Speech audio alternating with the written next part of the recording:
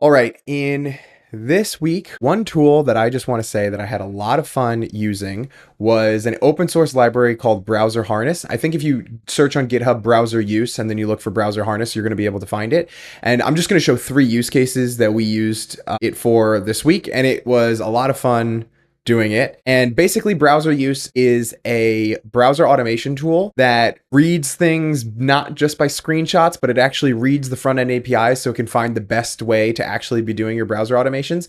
I'm going to be doing another video of how we used it to rebuild clay tables automatically, but I'm just going to show a couple of use cases that we used here. And so for one thing, I needed to score 13,000 domains to see what were blacklisted and what weren't blacklisted. And I didn't really feel like paying for a tool to do that. So I went to MX Toolbox and I have it pulled up over here. If you use this blacklist tool inside of MX Toolbox, they'll tell you if your domain is blacklisted or, anything like that. And we even just got a new browser use thing opened up over here. Okay, great. And so we just got the MX Toolbox here. They have an API that's free, but I can only make 200 calls a day. So far, we've scored 9,000. I have it running over here right now, and 7,500 are not on blacklists and 1,600 were on blacklists. And all I did was literally just show a screenshot to Claude Code, and I said, hey, use Browser Harness to be able to automatically find the blacklists for this.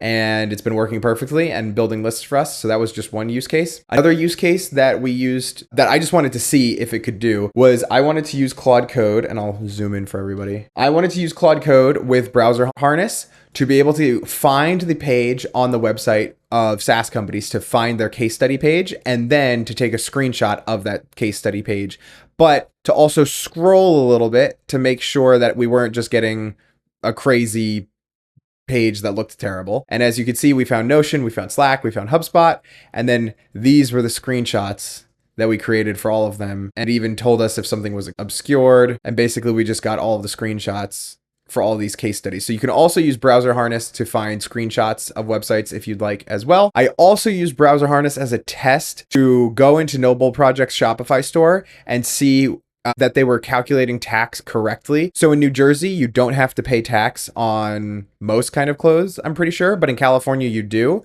And I wanted to make sure that it could use Browser Harness to take any product to the checkout and then record if there was tax on it.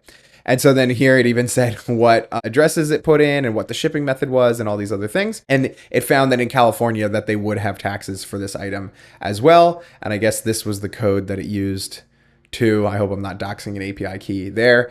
And then I'm going to make another video on this, but we also use browser use to confirm affiliate programs on Shopify stores as well. And all I did again for all of these was I just used Claude Code to say, hey, go click through the website and try to find these programs. And it's been doing a great job. And so this is mostly to just show you all that I believe browser use is a phenomenal tool. And I hope that you install it and start using it because it's free and it's such great, fast browser automation that I can't imagine I won't see more go-to-market use cases from this as well in the future. Thanks for watching the video, everyone.